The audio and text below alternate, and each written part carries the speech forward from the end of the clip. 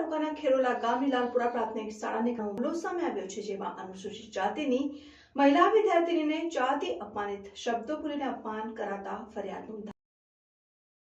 બનાસકાંઠા જિલ્લાના લાખણી તાલુકાના ખેરોલા ગામની લાલપુરા પ્રાથમિક શાળાની ઘટનાનો મામલો સામે આવ્યો છે, જેમાં અનુસૂચિત જાતિની મહિલા વિદ્યાર્થીનીને જાતિ અપમાનિત શબ્દો બોલી અપમાન કરાતા નોંધાઈ છે લાખાણી પોલીસ મથકે ફરિયાદ। જે ફરિયાદીએ ફરિયાદમાં શાળાના આચાર્ય પર આરોપ લગાવ્યા છે।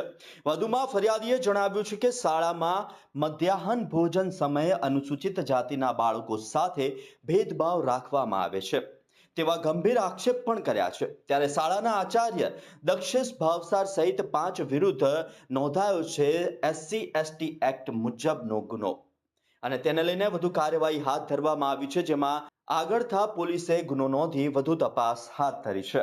નરેશભાઈ પોપટભાઈ વાલ્મીકી છે, મારું ગામ ખેરોલા તાલુકો લાખણી।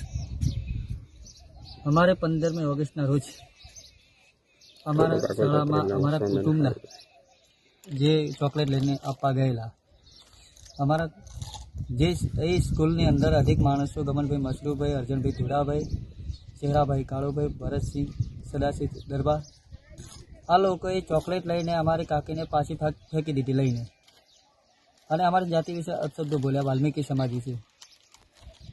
અમારા બાળકોને મધ્યાહન ભોજનમાં શાળામાં આચાર્ય જે અલગ અલગ રીતે જે બેસાડીને જમાડે છે, અમારી જાતિ વિરોધ અપમાન કરે છે, આબેડછેડ કરે છે, જેને લઈને અમારા ગૌતમભાઈ સતરાલિયાને લઈને આખા વિભાગને લઈને ફરિયાદ આપવાની સલાહ આપેલ છે અને અમે રાત્રેના સમયે આગથળા પોલીસ સ્ટેશનમાં જઈ આ લોકોને કડકમાં કડક કાર્યવાહી થાય તેવી અમારી લોકોની માંગ છે વાલ્મીકી સમાજની।